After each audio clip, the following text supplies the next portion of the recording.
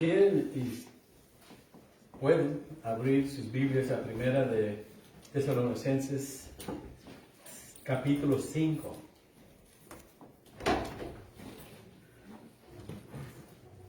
Seguimos aquí en nuestro estudio, el cual ya terminamos el capítulo 4.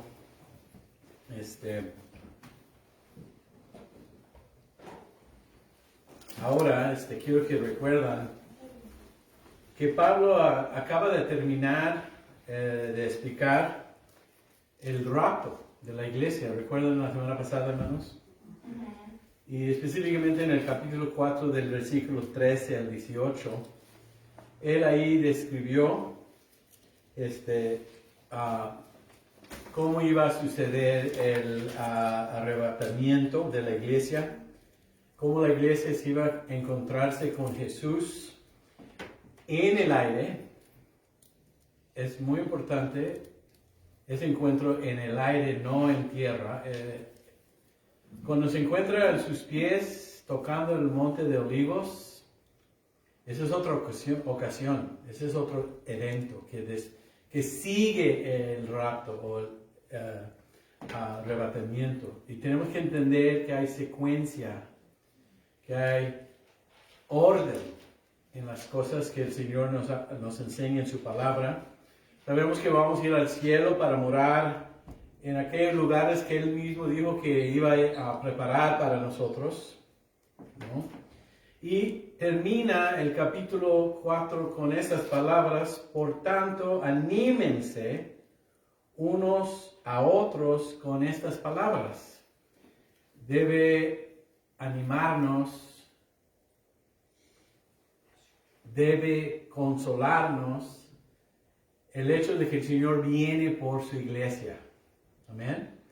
Y también debe ser importantísimo que sucede antes del día del Señor, el cual vamos a ver hoy en el capítulo 5.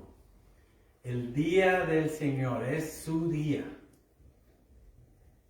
Es un día tremendo y terrible para los que no lo conocen. Y no es un mensaje lo que voy a dar hoy, por el cual realmente muchos pastores predican los domingos, porque es duro.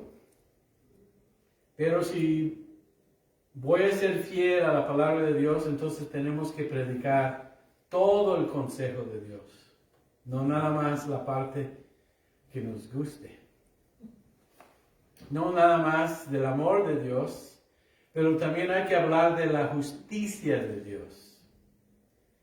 El día del Señor viene después del rapto por razones en el cual el Señor no puede condenar, no puede pasar la iglesia por esa tribulación, esa gran tribulación, porque ya lo pasó en Cristo cuando fue a la cruz. Es decir, que Cristo ya pagó la deuda. Cristo ya en su cuerpo recibió el castigo, la ira que merecíamos. Y Él ahí cambió con nosotros ese destino. Entonces quiero decir desde entonces que el día del Señor no es el destino de la iglesia. Por eso existe y por eso el rapto sucede antes. Es decir, que estamos fuera de aquí cuando cae todo esto. Es importante comunicar esto porque es lo que está haciendo Pablo en el primer capítulo, más bien los primeros versículos del capítulo 5. Pero quiero que vean un versículo que no tengo aquí, no los voy a tener aquí. Tengo muchas referencias hoy. Y ustedes que son buenos estudiantes de la palabra, tienen tu pluma lista. Porque les voy a dar citas bíblicas para confirmar lo que estoy diciendo, que esto no es algo solamente que se encuentra en Tesalonicenses, pero en toda la Biblia. Es decir, este día del Señor es su día.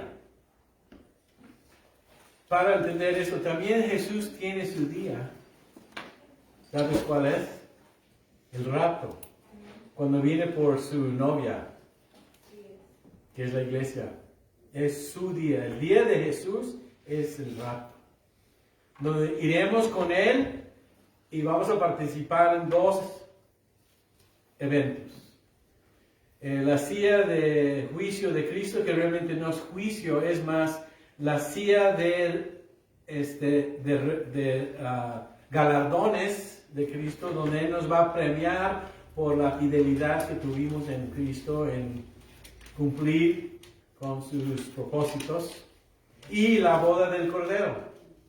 Eso va a suceder en el cielo, porque lo vamos a ver en el aire, y nos va a llevar allá. Mientras en el mundo, cuando sale la iglesia, cuando ya no está, viene el anticristo.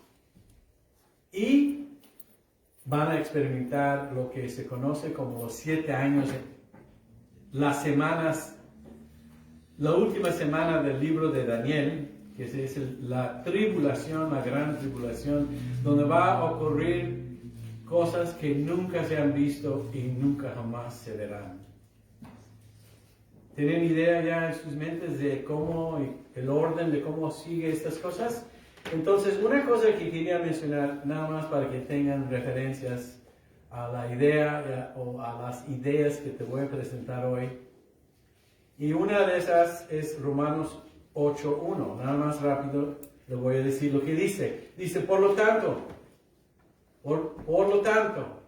no hay ninguna condenación para los que están unidos en Cristo Jesús. Es muy importante entender eso. ¿Qué condenación hay para los que están unidos en Cristo Jesús? Ninguna. Entonces es imposible que la iglesia esté aquí para experimentar la tribulación, la gran tribulación que se conoce en Apocalipsis. ¿Por qué? Porque ahí va a caer sobre el mundo la ira de Dios y no puede caer sobre la iglesia que es cuerpo de Cristo, novia de Cristo, otra vez lo que cayó sobre Él en la cruz. Es decir, no podemos crucificar a Cristo 2 veces, porque somos uno en Cristo. Cuando Cristo compara la relación que tiene con la iglesia, lo compara de misma manera de un matrimonio. Los dos serán, ¿qué? Uno. Una sola carne. Entonces, ese es un concepto y se encuentra también en Romanos 8. No hay ninguna condenación. También en Isaías 53 se encuentra, hermanos, algo que se dice ahí en lo que sucedió en la cruz. Lo voy a leer un poco y después nos metemos a Tesalonicenses, pero quiero establecer una base, un trasfondo. Dice así el profeta Isaías, hablando de Cristo, hablando de la cruz, hablando de su pasión, hablando de su sufrimiento, mirándolo 800 años antes de que sucedió. ¿Quién ha creído a nuestro anuncio? Te voy a decir quién lo ha creído, los creyentes. Y te voy a decir quién no lo ha creído, los incrédulos, los impíos no lo creen. Y fíjense, hermanos, aún en medio de todo el calor de la ira de Dios, todavía no lo van a entender, más bien no lo van a creer. Yo te lo voy a enseñar. Y es en quien se ha manifestado el brazo del Señor, crecerá ante Él como un renuevo, como raíz en tierra seca, no tendrá una apariencia atractiva ni una hermosura impresionante. Lo veremos, pero sin atractivo alguno, para que más lo deseamos. Será despreciado y desechado por la humanidad entera. Será el hombre más sufrido, el más experimentado en el sufrimiento, y nosotros no le daremos la cara, será menospreciados, no lo apreciaremos. Con todo él versículo 4 de Isaías 53, llevará sobre sí nuestros males y sufriría nuestros dolores, mientras nosotros creeremos que Dios lo ha azotado y lo ha herido y humillado, pero Él será herido por nuestros pecados, molido por nuestras rebeliones. Sobre Él vendrá que el castigo de nuestra paz, y por sus llagas seremos sanados. Entonces, ¿quién recibe el castigo? ¿Quién recibe nuestros dolores? ¿Quién recibe el sufrimiento que merecíamos? Jesús. No nos toca vivir. Y puedo sumar todo el capítulo ahorita de 1 de Tesalonicenses 5 en esto. Y nos podemos ir. Pero todavía lo voy a hacer, le voy a predicar. Pero sumar la primera sección, la primera parte de Tesalonicenses 5, es no nos toca vivir el día del Señor. Porque Jesús lo vivió el día en cuando fue crucificado. Lo vivió por nosotros. Entonces, vamos a ver lo que nos tiene que decir este capítulo, pero primero nada más quiero orar. Voy a tomarlo versículo por versículo. Vamos a orar para el sermón, hermanos. Padre Celestial, bendiga nuestro tiempo en tu palabra. Es duro, pero es cierto. Es la verdad y nos muestra que tú eres un Dios justo, que eres un Dios derecho, el cual llegamos a entender de tu santidad y que tú cumples siempre con quién eres y con lo que nos has dicho. Ayúdanos, Señor, poder entender esto, aplicarlo en nuestras vidas y pedimos, Señor, que nos prepare más para lo que viene, el cual no nos va a sorprender porque estamos listos. Gracias, Señor, te lo pedimos todo en Cristo Jesús. Amén. Dice aquí en el versículo 1 del capítulo 5, en cuanto a los tiempos y las ocasiones, lo que pasa es que los hermanos de Tesalónica estaban haciendo muchas preguntas de cuándo iba a suceder esto, y específicamente el día del Señor. ¿Cuánto tiempo vamos a esperar?, preguntaban. ¿Sucederá o no durante nuestra vida? Y recuerda que ya no estaba Pablo, lo habían corrido a patadas. Entonces regresó a Timoteo, y ellos tenían preguntas, y esta era una de esas preguntas, porque ya se estaban muriendo muchos de los hermanos de la iglesia, y pues ¿qué va a pasar? Porque ya murieron y no van a entonces estar ahí cuando viene el Señor en el aire. Y entonces lo que vimos en el capítulo 4, bueno, los que mueren primero van y nosotros detrás de ellos, los que todavía estamos vivos. Esta pregunta de cuándo será o cuándo va a pasar esto, yo creo que todos aquí podemos identificarnos con esa curiosidad, ¿no? Especialmente en los días que estamos viviendo, ¿no? ¿Cuánto tiempo vamos a esperar por esto? ¿Va a suceder en nuestras vidas? Pues la misma pregunta que hacían ellos, pero ya hace más de 2000 años. Lo único que te tengo que decir es que nosotros estamos mucho más cerca que ellos. Podemos añadir 2000 años más. Estamos así de más cerca. Pero siempre ha sido esa curiosidad, siempre ha sido a lo largo de la historia de la iglesia, y sin embargo, esa curiosidad nunca ha sido satisfecho. Pero es plan de Dios que estemos curiosos, porque entonces nos mueve a estar listos. Si yo supiera y si yo hoy le pronunciara que viene marzo del año 2021, yo creo que lo que haríamos es ir a vivir como el diablo y prepararnos una semana antes. Es decir, que el Señor nos dio una advertencia para que estemos listos siempre, cada día. Es una de las razones por qué no nos dice.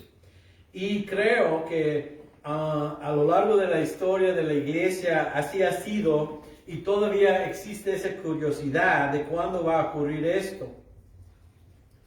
No fueron nada más los tesalonicenses que tenían esta curiosidad, que tenían esta pregunta. Los mismos discípulos de Cristo lo tenían. ¿Recuerdan en Hechos 1, antes de su ascensión a la diestra del Padre? Él les dice esto en Hechos 1, 6 y 7. Entonces los que estaban reunidos con él le preguntaron, es decir, antes de que ascendió en el aire y se fue a las nubes, que el ángel le dice, oye, no estén sorprendidos, este mismo Jesús va a regresar de igual manera. ¿Dónde? En el aire.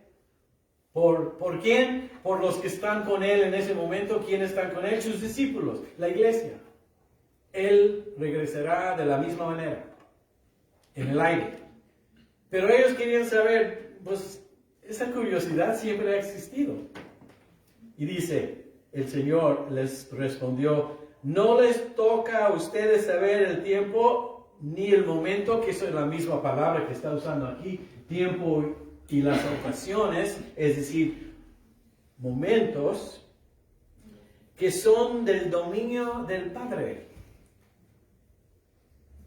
Vamos a ver esto por un momento, porque cuando dice esto, Pablo lo escribe aquí de tiempos y las ocasiones o momentos. La palabra en griego para tiempos es kronos.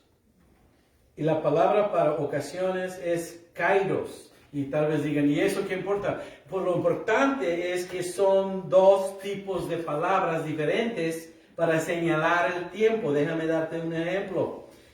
Cronos es la palabra de la que obtenemos la cronología. Cronos, cronología.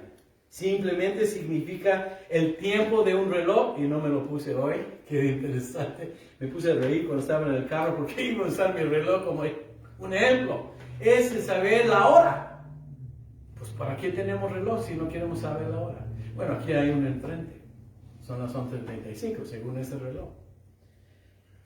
Simplemente entonces será como una fecha en el calendario. ¿Cuándo vamos a saber la hora y qué fecha va a caer este día del Señor? Es lo que están preguntando. La otra palabra, en donde aquí se usa las ocasiones, habla de estaciones, de épocas, eventos. En este caso lo vimos momentos.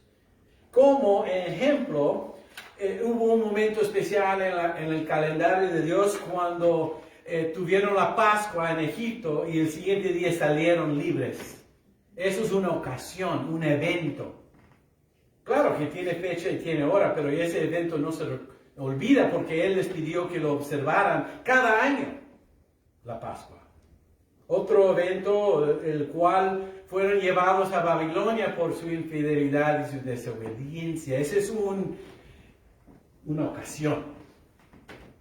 También tenemos el rapto como un momento o una ocasión, el cual se menciona aquí. O cuando asciende el Señor es un evento. Cuando viene el anticristo es otro evento. Cuando se salva a la nación de Israel en Apocalipsis, en los últimos días, de la tribulación, la gran tribulación. Cuando viene el día del Señor, esa es otra ocasión o evento. Es muy diferente que cronos o cronología, aunque pueden los dos caer sobre la misma idea. Por cierto, los tesalonicenses no están solo en esto, como les había dicho, los discípulos también tenían esta misma curiosidad. Y fíjense lo que dice Cristo en el discurso del Monte de los Olivos. Es un capítulo muy importante en Mateo 24 y 25. Ellos llegaron a Cristo, se acercaron a Él cuando estaban con Él en privado y le dijeron, dinos cuándo serán estas cosas y cuál será la señal de tu venida y el fin de la edad. Ellos también tenían la misma curiosidad, no solamente los tesalonicenses. Jesús mismo hace una declaración que realmente es asombrosa en el mismo capítulo de Mateo 24, 36. Dice lo siguiente, pero acerca de ese día y hora nadie sabe. Entonces la respuesta, hermanos, será fácil para nosotros si yo te pregunto, ¿cuándo será o serán estas cosas? Como son una iglesia con mucha información de este púlpito, pueden decir que no sabemos. Ahí está. Jesús lo dice. Pero acerca de ese día y hora. Ahí está. Cronos. Acerca de esos cronos de ese día. Y nadie sabe, ni siquiera los ángeles del cielo lo saben. Espérame, yo creía que los ángeles sabían todos. Ni el Hijo. Ah, caray, ni el Hijo. Bueno, ni el Hijo encarnado. Es decir, el Hijo que estaba limitado como hombre, dependiendo del Padre mientras vivía. El Hijo en este momento a la 10 del Padre sabe. Bien, dice, sino el Padre solamente es el Padre que lo sabe. Él tiene ya la fecha en su calendario. Él está mirando su reloj.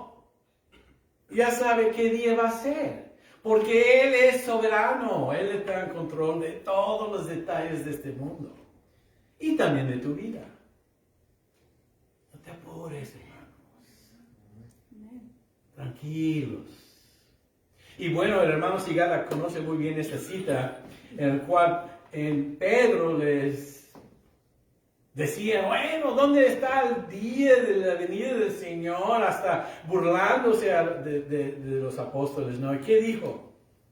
¿Qué dijo, hermano, la respuesta a Pedro? El Señor no retarda su venida. El Señor no retarda su venida. Sino que es paciente para con nosotros. Sino que es paciente para nosotros. No queriendo que ninguno perezca. No queriendo que ninguno perezca. Sino que todos procedan al arrepentimiento. Sino que todos proceden al arrepentimiento.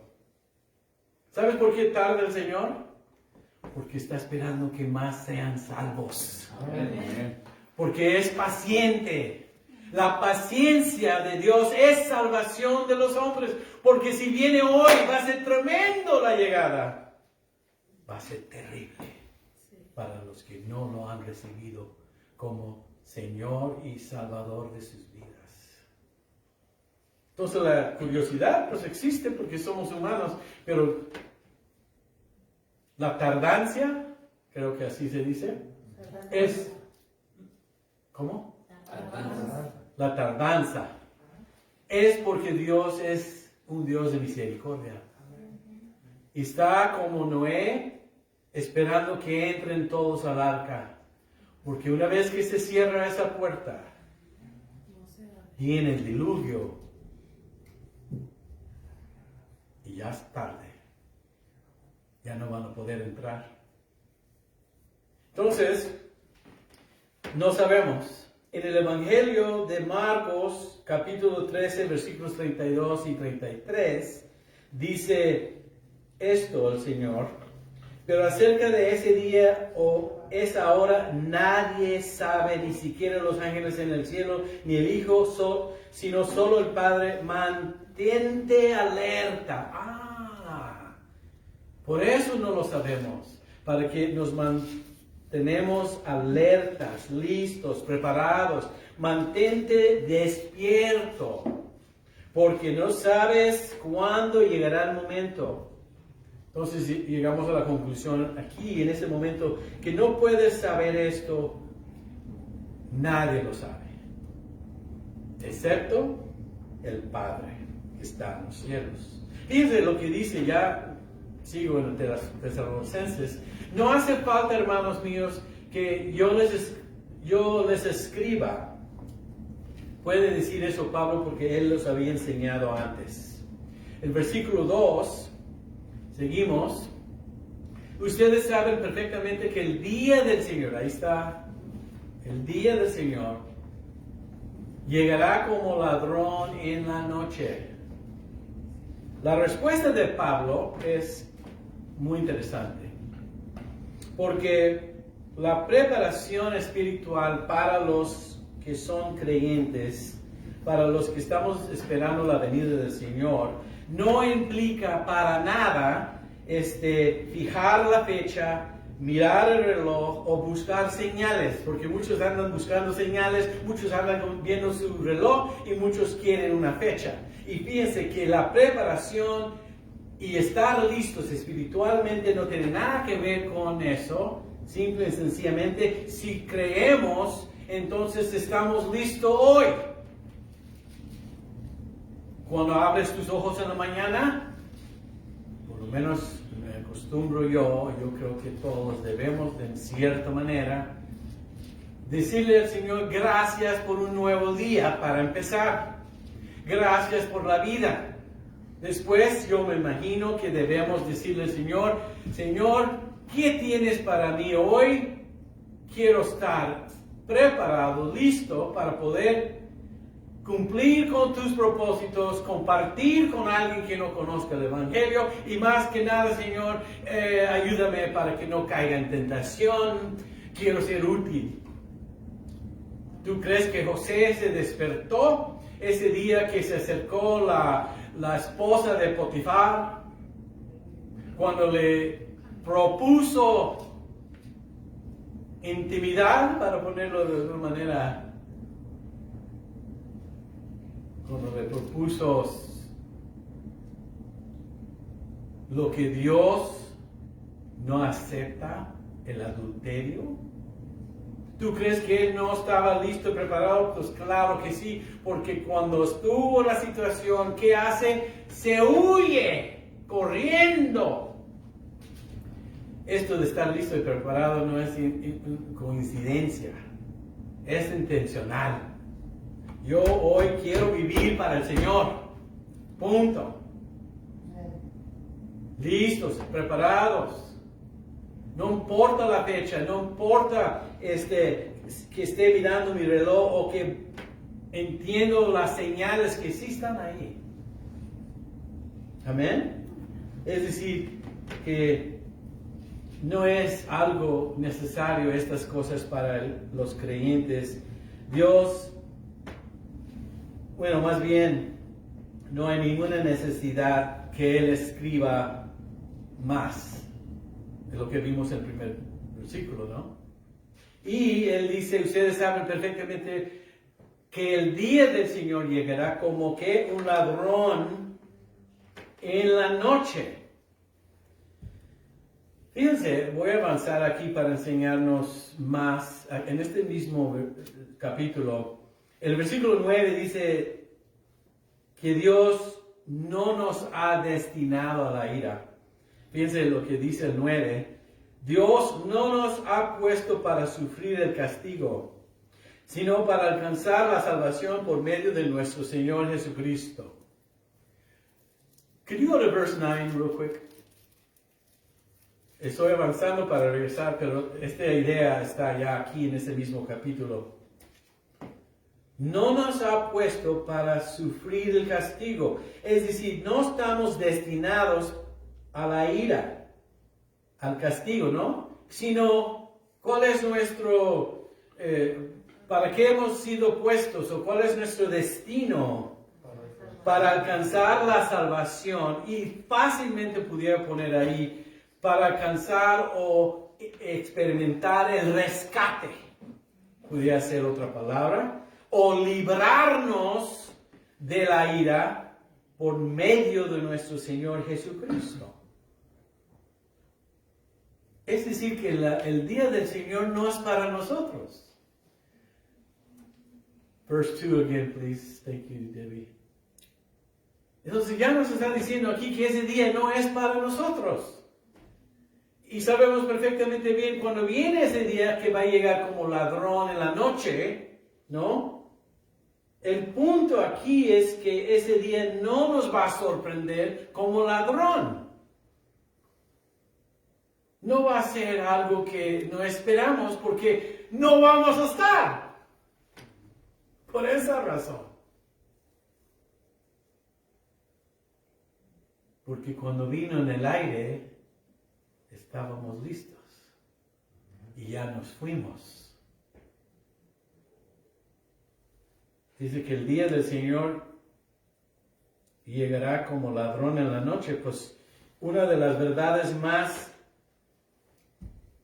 aterradoras de todas las escrituras se rodea en este concepto y en este evento, en este momento, en el cual se identifica como el día del Señor, cómo va a llegar como ladrón en la noche. Este término de día del Señor está en todas las escrituras. Describe el día en que Jesús regresa para traer furia y ira, sobre todo a los pecadores que lo han rechazado.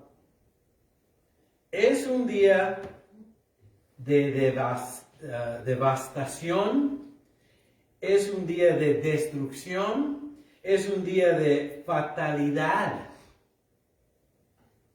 Es un día de condenación. Y ya les expliqué en Romanos 8:1 que nosotros no hay ninguna condenación para los que estamos unidos a Cristo. Este día no nos pertenece porque aún recordamos que la Biblia, no solamente en el Nuevo Testamento, pero también en el Antiguo Testamento, está lleno de advertencias sobre el juicio de Dios, el castigo eterno sobre los impíos y los incrédulos. Esta condenación, los profetas lo anunciaron y los apóstoles también, Antiguo y Nuevo Testamento, está por todos lados.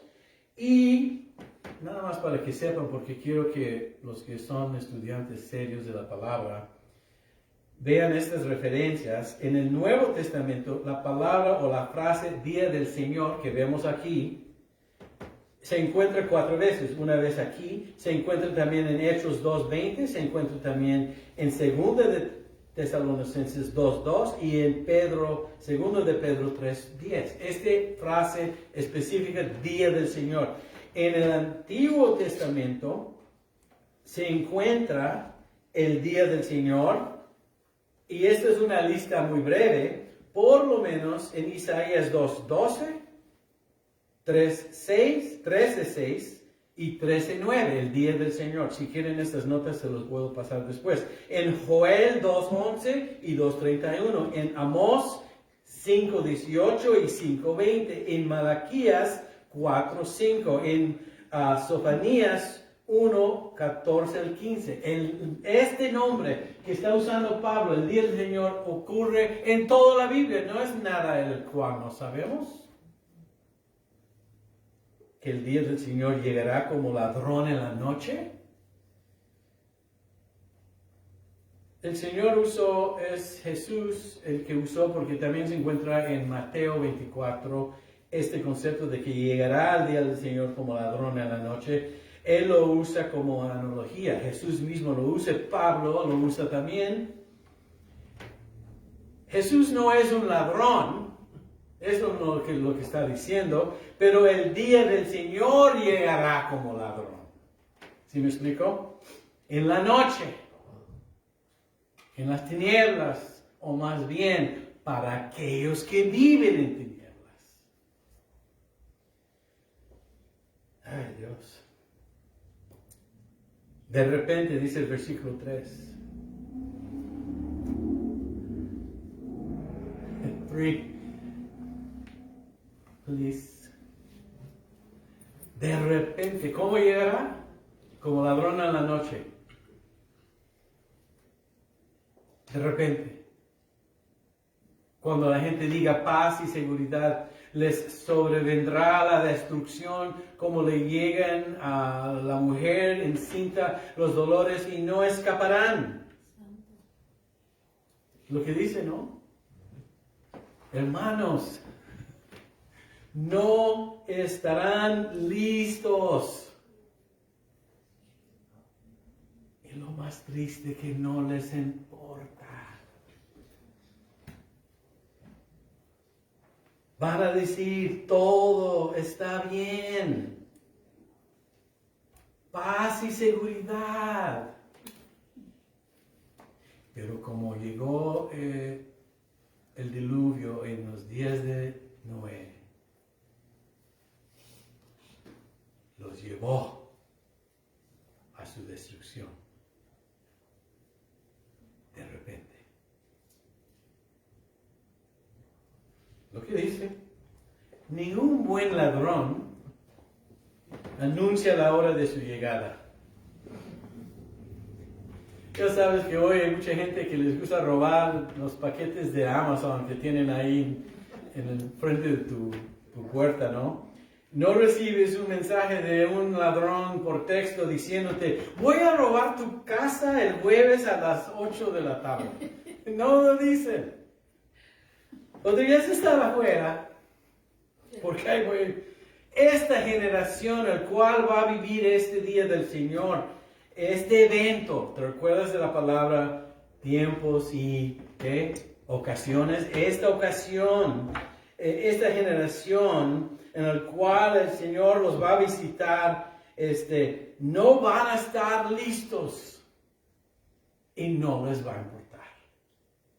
El concepto de ladrón es un concepto de inesperanza. Es el concepto de que no fue invitado y inoportuno para ellos.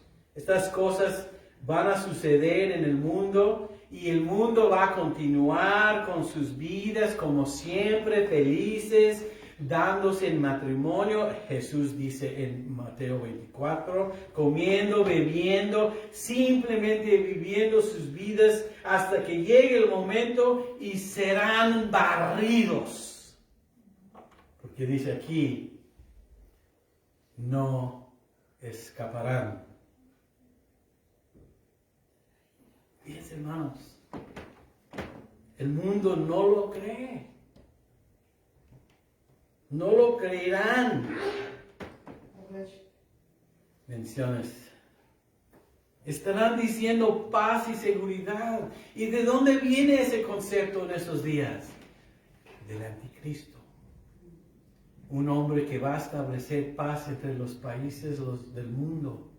Una economía que nunca se ha visto. Una seguridad falsa. Porque cuando se revela su cara de quién es realmente, entonces todo caerá. Pero los va a engañar. Porque el anticristo significa Cristo falso. Un Cristo sustituto. Se va a poner en lugar de Cristo y lo van a creer. Y no van a estar preparados. Y no lo van a poder evitar. Van a creer que todo está bien. Y si quieren saber más de esto, solamente lean los capítulos 24 y 25 de Mateo. Así tal vez lo leemos el miércoles.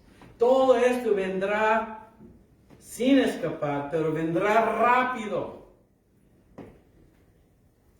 Van a hacer sus negocios como de costumbre. Y págatelas. Pero ustedes, versículo 4, hermanos, no viven en tinieblas. Ahí está la respuesta para nosotros. ¿Quiénes son ustedes? La iglesia en Tesalónica, pero también nosotros los que estamos estudiando esta carta. No vivimos en tinieblas como para que sea día, para que ese día nos sorprenda como un ladrón. Más bien, ni vamos a estar. Sino que todos ustedes son hijos de la luz e hijos del día. No somos de la noche ni de la oscuridad. Así que no durmamos como los demás, sino mantengámonos atentos y sobrios. Los que duermen de noche duermen, los que se embriagan de noche se embriagan, es decir, los borrachos se emborrachan en la noche. Pero nosotros los que somos del día debemos ser sobrios, ya que nos hemos revestido de la coraza de la fe, del amor, y tenemos como casco la esperanza de la salvación. Nosotros vivimos por fe, nosotros vivimos en el amor y con la esperanza de salvación. ¿Salvación de qué? Siempre les he dicho, somos salvos de algo a algo. ¿De qué somos salvos? Del día del Señor y su ira. ¿A qué somos salvos? A la salvación, a la eternidad, al cielo. Es un cambio de reinos, del reino de tinieblas al reino de luz.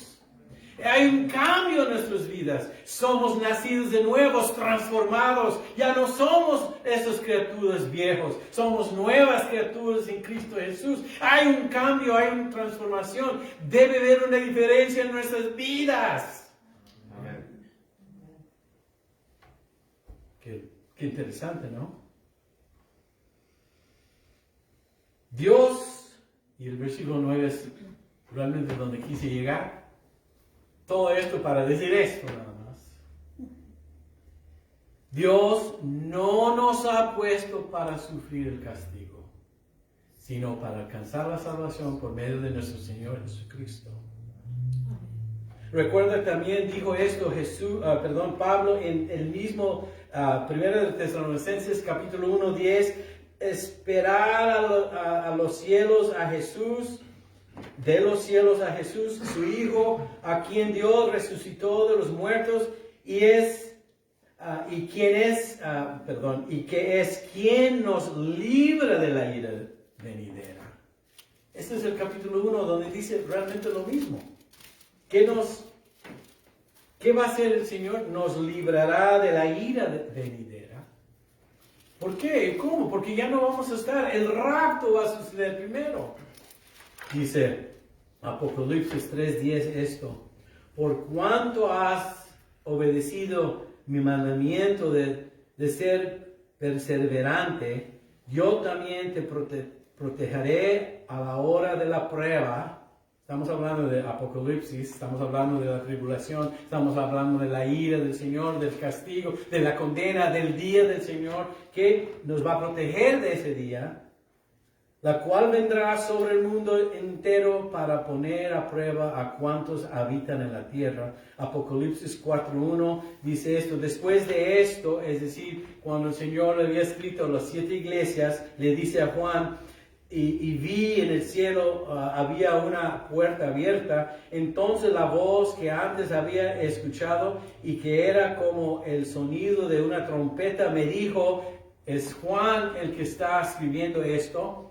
Apocalipsis 4:1. Es Juan que acaba de terminar de hablar de las 7 iglesias que realmente funciona como las iglesias literal en su tiempo, pero también sirven como épocas de la historia de la iglesia. También cuando le dice a Juan, sube acá, es un ejemplo del rapto antes de que sucede lo que sigue en Apocalipsis, que es la ira de Dios.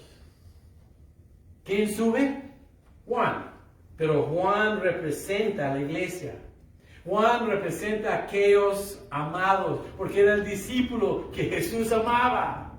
Entonces en Apocalipsis tenemos ahí una referencia al rapto y está escrito en cronología, es decir, que todas estas cosas suceden primero y después le dice a Juan, sube de para acá y le enseña el fin de lo que va a ser el mundo, le enseña la tribulación, la gran tribulación, son 7 años y no está ahí en la tierra Juan, lo subió el Señor, pero es figura de la iglesia que también va a subir y lo vimos en el capítulo 4, que sucede antes del capítulo 5, es un orden.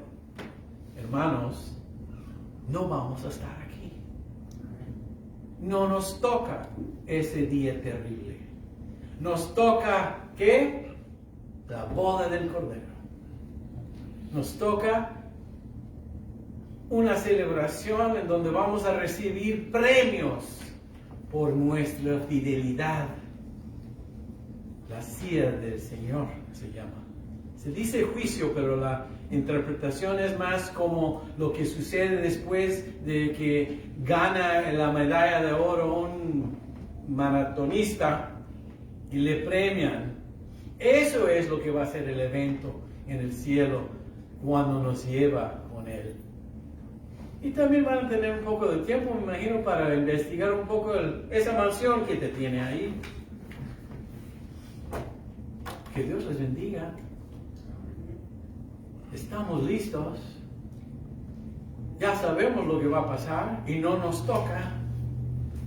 Porque es grande nuestra salvación.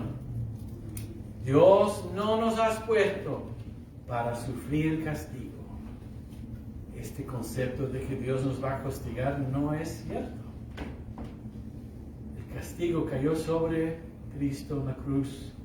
Si nos disciplina, eso es otra cosa. No es castigo, es disciplina, como nos dice Hebreos 13. Quien el Señor disciplina, el Señor ama, así lo hacemos con nuestros hijos. Es totalmente diferente que el juicio y la ira y la condena y la furia de Dios, sino para alcanzar la salvación por medio de nuestro Señor Jesucristo.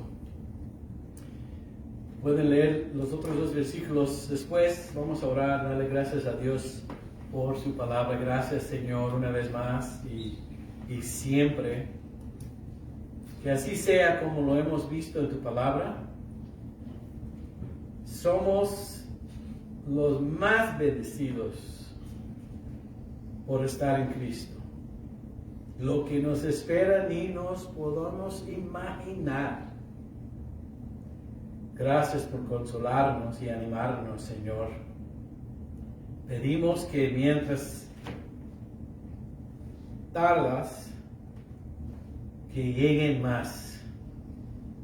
Y úsanos, Señor, esta iglesia, este ministerio, este púlpito, como una voz anunciando las buenas nuevas para que entren y acepten a Cristo los que no te conocen. Te lo pedimos en Cristo Jesús. Amén.